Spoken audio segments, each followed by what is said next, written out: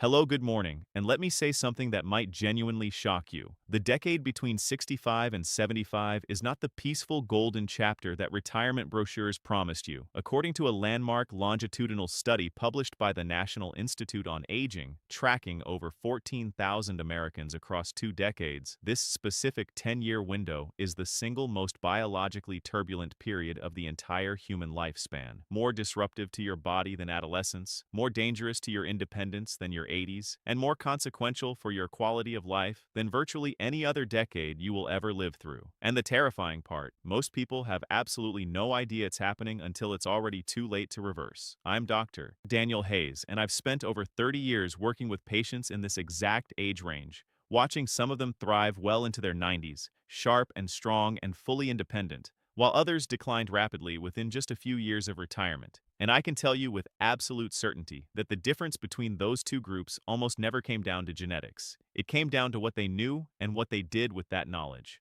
Today, I'm going to walk you through the 5 most powerful reasons why ages 65 to 75 represent the hardest stage of life, and more importantly, what you can do about each one. Number 2 on our list today involves something happening deep inside your cells that your doctor almost certainly has never mentioned to you. It is the silent driver behind fatigue, brain fog, and muscle loss. And once you understand it, everything about aging starts to make sense. But before we dive in, I want to ask you something directly. Leave a comment below telling me your age and one thing about your health right now that you wish you could change. Whether that's energy, memory, strength, sleep, or something else entirely, I genuinely read every single comment. And your answer may actually shape the content I create next. Now, let's get into this. Number 5 on our list, and a reason that almost no one talks about openly, is what researchers at the Mayo Clinic have termed the retirement identity collapse. This sounds like a psychological buzzword, but the biological consequences are absolutely real, and they are devastating. When you retire, when the children are grown, when the social scaffolding of your working life quietly disappears, your brain undergoes a measurable neurochemical shift.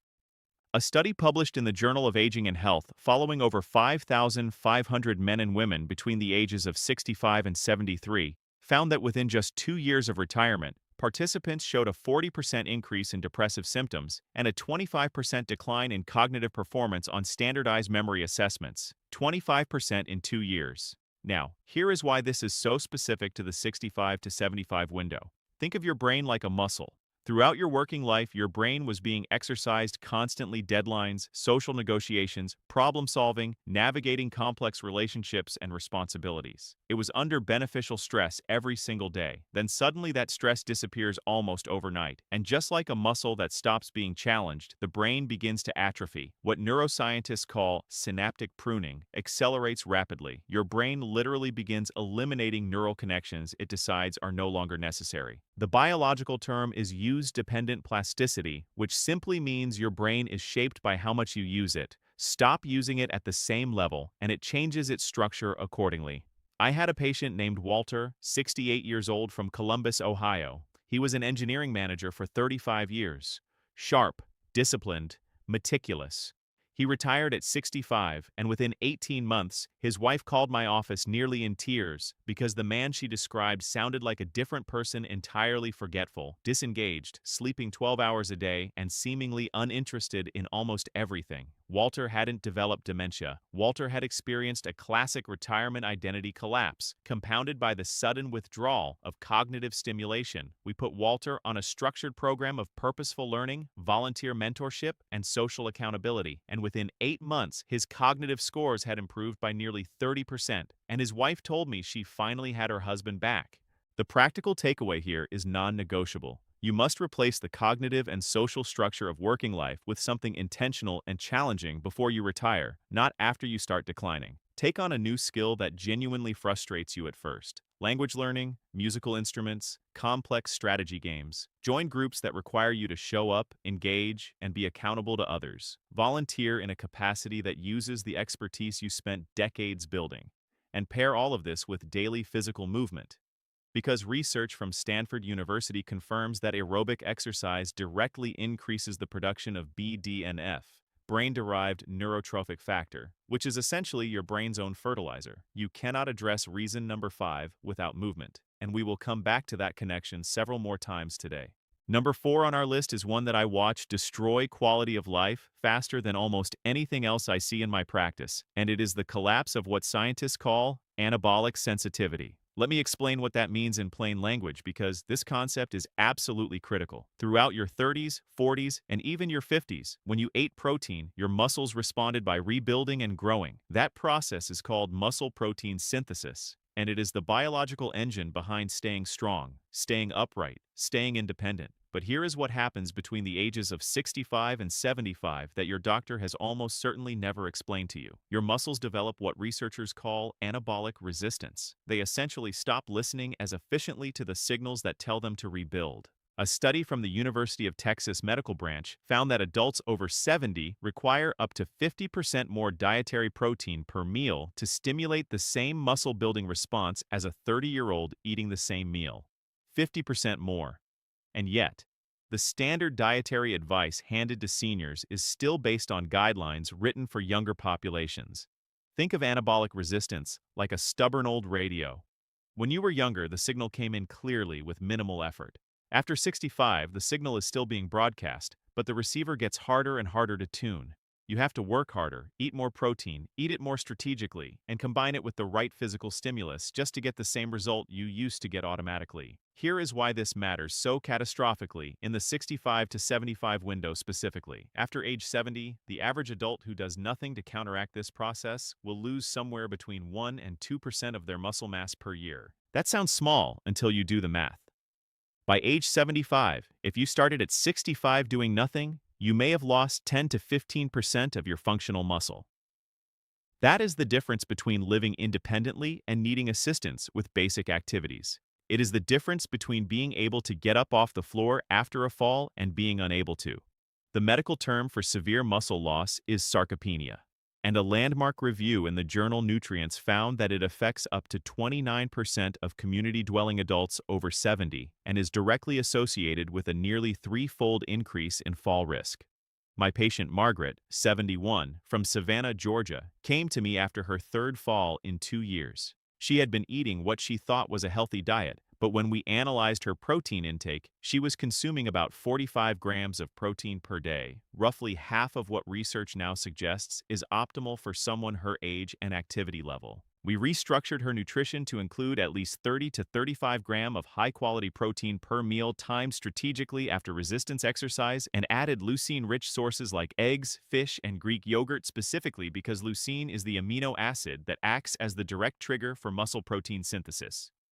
Within 6 months, Margaret had lost 11 pounds of fat, gained measurable lean muscle mass, and had not fallen once. She told me at her last visit that she carried her own groceries from the car for the first time in 3 years. The synergy tip here is essential. Protein alone is not enough after 65. You need to pair your protein intake with resistance exercise within a 2-hour window to overcome anabolic resistance. Research from McMaster University confirms that the combination of resistance training plus adequate leucine-rich protein produces dramatically superior muscle retention outcomes in older adults compared to either strategy alone. The scientific references for all of these studies are linked in the description below. Number 3 on our list is something that I genuinely believe is the most underappreciated health crisis in the entire senior population. And it has a name that sounds almost too simple for how serious it actually is. It is chronic low-grade inflammation, and researchers at Harvard Medical School have given it a term that perfectly captures what it does. They call it inflammaging. The idea is precisely what it sounds like. A slow, silent, smoldering fire of inflammation that accelerates the aging process at the cellular level, and it reaches a critical tipping point somewhere in the 65 to 75 window that makes this decade uniquely dangerous.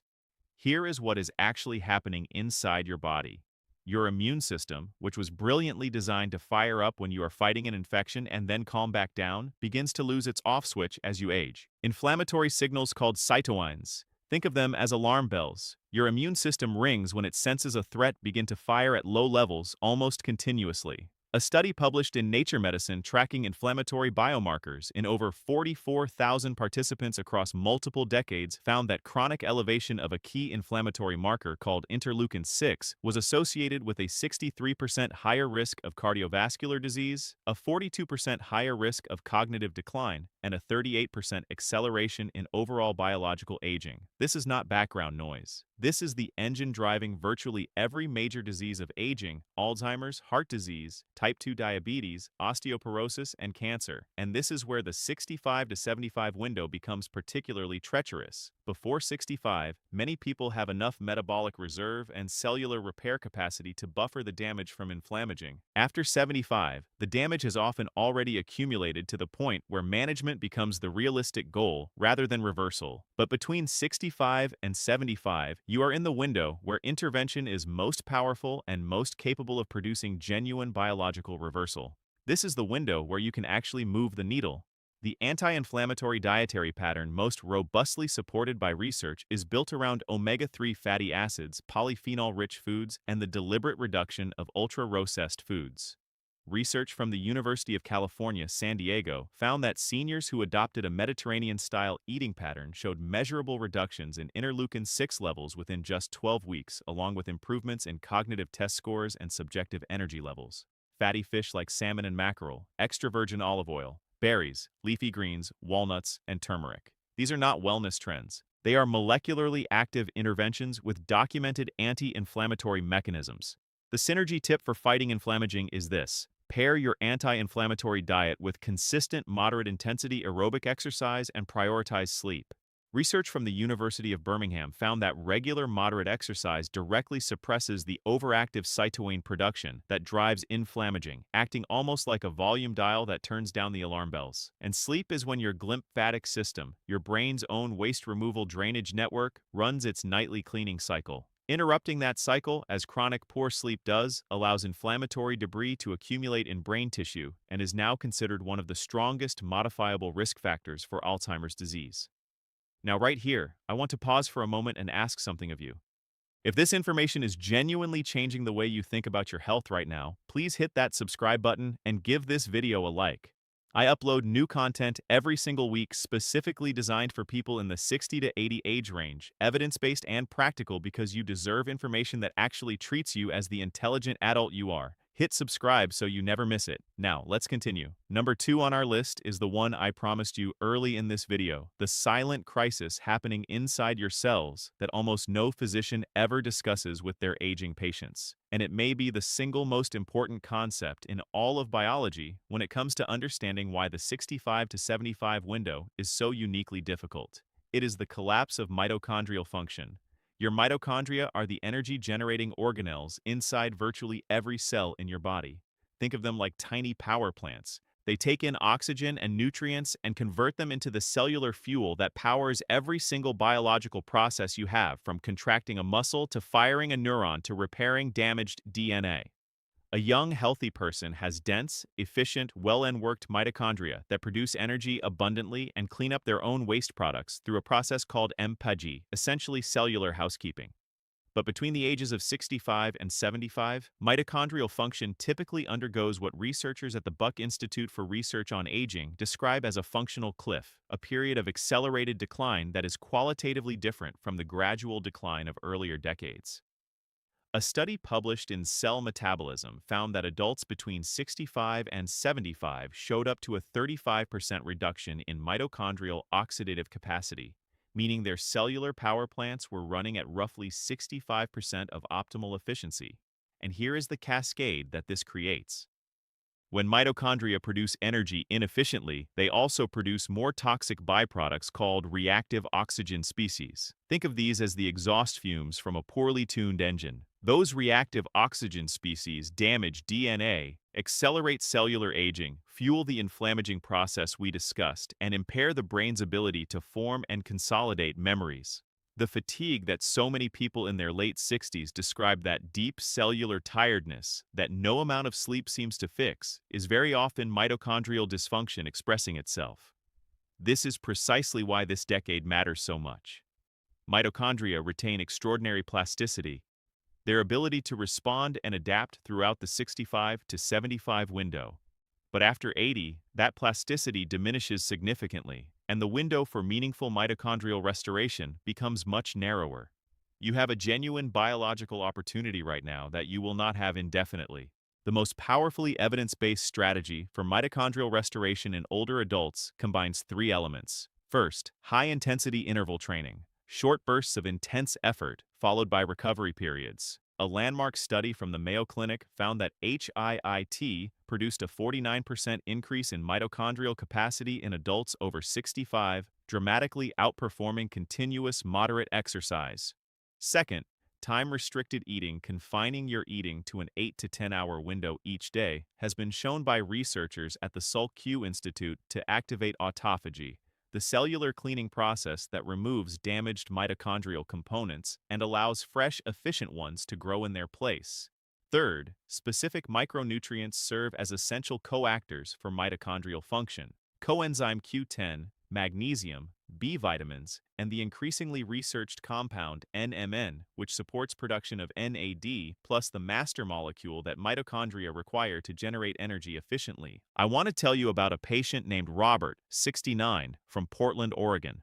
Robert came to me reporting what he described as whole-body exhaustion. He was sleeping 8 hours and waking up tired, struggling to walk his dog without needing to rest, and had quietly stopped doing most of the hobbies he used to love. His conventional blood work was essentially normal, which had led multiple physicians to attribute his symptoms to aging and suggest antidepressants. We ran a more comprehensive metabolic assessment and found clear markers of mitochondrial insufficiency. We implemented a 12-week protocol built around progressive HIIT 3 times per week, a 10-hour eating window, and targeted mitochondrial support supplementation. At the end of 12 weeks, Robert's energy scores had improved by 61%. He was hiking 4 miles on weekends, and he told me he felt more like himself than he had in nearly a decade. Robert was not sick. Robert was operating in a body that needed a specific kind of support that no one had ever offered him. The synergy tip for mitochondrial health is to combine your exercise protocol with cold exposure, even something as accessible as ending your shower with 2 minutes of cold water. Research from the Karolinska Institute in Sweden found that cold exposure directly stimulates the production of new mitochondria through a pathway called PGC1-alpha activation, essentially signaling your body to build more and better cellular power plants. And now we arrive at number 1, the hardest, most invisible, and most consequential challenge of the 65 to 75 decade. This one encompasses every other item on our list and adds a dimension that science is only recently beginning to fully quantify. It is the collapse of what researchers call biological resilience, and understanding it will fundamentally change how you think about every health decision you make from this day forward.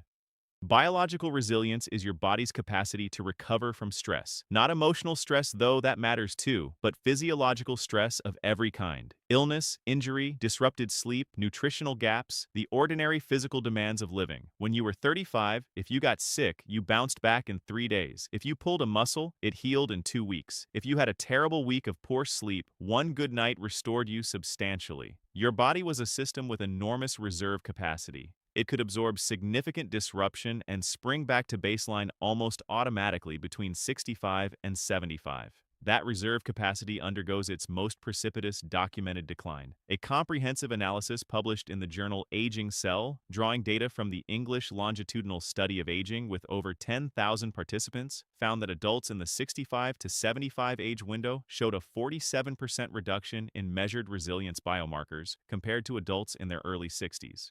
47%. And critically, the researchers found that this decline was not linear. It happened in a compressed window, meaning the losses accumulated faster during this decade than any other.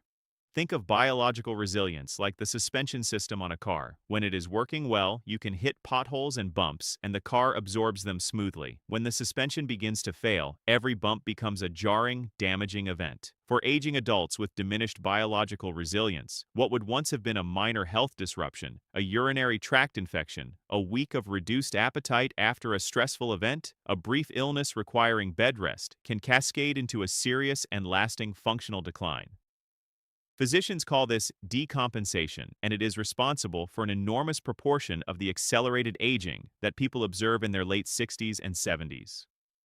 The reason this is number one is because resilience is not a single intervention point. It is the integrated outcome of everything else we have discussed today. When your mitochondria are functioning well, resilience improves. When inflammaging is controlled, resilience improves. When muscle mass is preserved and anabolic resistance is managed, resilience improves. When your cognitive and social engagement is high and structured, resilience improves. Resilience is the sum total of how well you have maintained every system in your body. And the 65 to 75 window is precisely when that sum total is being calculated in real time with real consequences for the decades ahead. My patient Eleanor, 73 from Minneapolis, Minnesota, understood this earlier than most. She came to me at 66 with no serious medical conditions, but a deep, intelligent anxiety about what she was watching happen to her peers. She wanted to know not just how to manage individual problems, but how to build the kind of body that would bend without breaking. Over the course of 7 years, Eleanor became one of the most genuinely inspiring patients I have ever had the privilege of working with. She built structured exercise into her life 5 days a week, combining resistance training with walking and twice-weekly yoga. She overhauled her nutrition to address both anabolic resistance and inflammaging. She took on teaching adult literacy as a volunteer, purposeful, cognitively demanding, socially rich, and she treated sleep as non-negotiably as she treated medication. At 73, Eleanor's biological age, measured by validated biomarker panels, was assessed at approximately 61. Her physician's notes from her last annual physical described her as functionally indistinguishable from a woman in her early 60s. Eleanor did not have exceptional genetics. Eleanor had exceptional knowledge, and she acted on it early enough to matter. The practical prescription for biological resilience comes down to 5 integrated habits that you can begin regardless of where you are starting from today. Move your body with both intensity and consistency because exercise is the single most robustly evidenced resilience building intervention in all of geroscience. Protect your muscle mass as if your independence depends on it because it literally does. Feed your inflammation a Mediterranean-style dietary pattern that starves the fire rather than fueling it. Prioritize your sleep with the same seriousness you give to any other medical intervention because nighttime recovery is when biological resilience is literally rebuilt at the cellular level. And nurture your social and cognitive engagement with the same intentionality you bring to physical health because isolation and intellectual passivity are by every metric we have as dangerous to aging adults as smoking. Here is what I want you to hold on to as you leave this video today. The decade between 65 and 75 is hard. I am not going to soften that or pretend otherwise. It is biologically demanding. It requires more intentionality than any previous chapter of your life. And the stakes are genuinely high. But hard does not mean hopeless. Not even close. Every single item on this list, the identity collapse, the anabolic resistance, the inflammaging, the mitochondrial decline, the resilience deficit, every single one of them is responsive to the right intervention. The research is unambiguous on this point. The body retains remarkable capacity for adaptation and restoration well into the 70s and beyond. I have seen it in my clinical practice hundreds of times. People who arrived at my office exhausted and frightened and declining who left months or years later with a quality of life that surprised even them. It is never too late to build a stronger body. It is never too late to protect a sharper mind. And it is never too late to live with the kind of independence and vitality that makes every single day feel worth showing up for. If this video gave you something valuable today, please subscribe to this channel right now. Every week, I bring you evidence-based practical content designed specifically for adults in the 60 to 80 age range because this community deserves real information delivered with real respect. Hit the notification bell so you never miss an upload. And now I want to hear from you. Leave me a comment answering this. What is the one change from today's video that you are going to implement first? Tell me your age. Tell me your one commitment, and I promise you I read every single comment. Let's keep building this together. I will see you in the next